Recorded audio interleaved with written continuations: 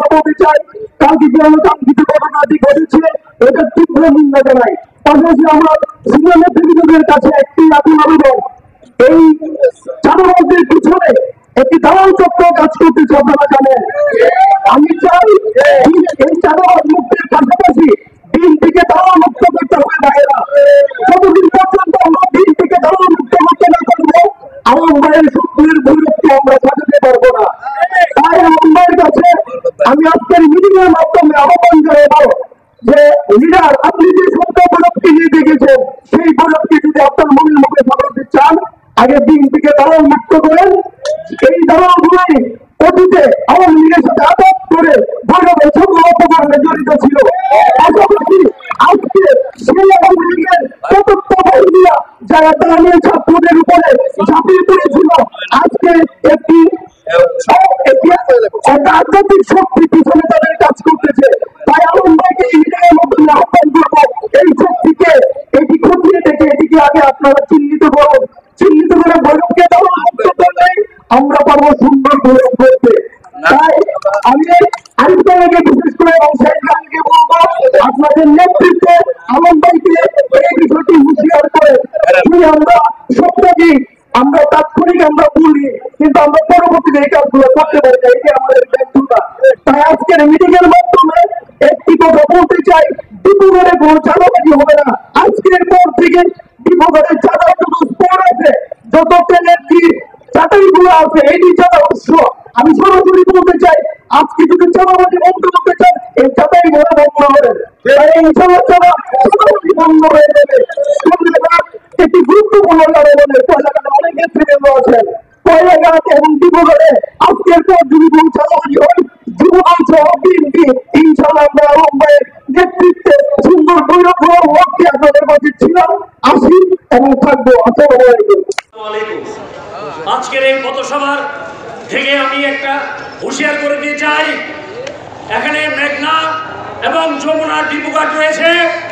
বিগত সরকারের আমলে বাইটটা আদিকে রামদহ বাহিনীর ৫০টা ছেলে আছে। কোষাইপাড়ার একটার নাম লাদেন, একটার নাম হুমায়ুন। এখানে এই ৫ তারিখের পরে আমাদের বিএনপির এক নেতার নেতৃত্বে এখানে এই সন্ত্রাসীদেরকে আস্তানা দিয়েছে।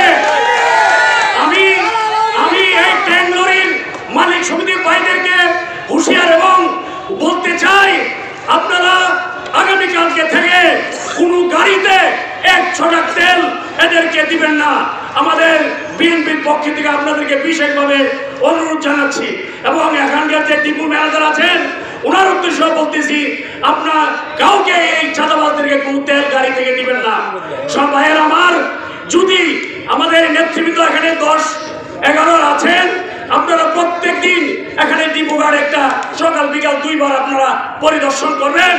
যদি এদেরকে এই আওয়ামী সন্ত্রাসী যুবলীগের ছেলেদেরকে এখানে দেখেন, সাথে সাথে ধরে আমাদেরকে খবর দেবেন, আমরা আইন শৃঙ্খলা বাহিনীর কাছে সুপর্দ করবো ইনশাআল্লাহ। শরীফুল আলম ভাই স্বপ্নকে বাস্তবায়ন করতে হলে এগুলোর বিরুদ্ধে জোর আন্দোলন গড়ে তুলতে হবে এবং সন্ধ্যে সাথে বসে বন্ধ করতে হবে। এই বলে আমি আমার বক্তব্য সংযুক্ত করলাম। আসসালামু আলাইকুম। তারা অবশ্যই কোনো না কোনোভাবে আজকের এই বিষয়টাকে আপনারা আজকের এই বিষয়টাকে কোনো না কোনোভাবে নিশ্চয়ই অবগত হয়েছেন এবং নিশ্চয়ই অবজার্ভ করতে পারছেন। কাদের ইশারায়, কাদের মদতদাতায় গতকালকের যে ঘটনাটা ঘটছে, আওয়ামী সন্ত্রাসী বাহিনীদেরকে দেওয়া হোক এবং একটা নৈপথ্যের অন্য কোনো বাহিনী দেওয়া হোক, আমাদের দলীয়ভাবে আমাদের ভাবমূর্তি নষ্ট করার জন্য এরকম অধিকার এদের নাই। আপনারা এখানে যারা আছেন, আমি একটি কথা 2 বার রিপিট করতেছি, সে কথা হলো এখানের যে অবস্থান, এখানের যে কালচার, এটা থেকে আপনারা নিশ্চয় অবগত হয়েছেন যে বিএনপিকে বাঁচানোর জন্য কারা জীবন দিতে রাজি, অতীত কারা দিয়ে আসছে, বর্তমানে আমরা দিব, ভবিষ্যতে আমরা বিএনপির পতাকা ধরে থাকবো ইনশাআল্লাহ।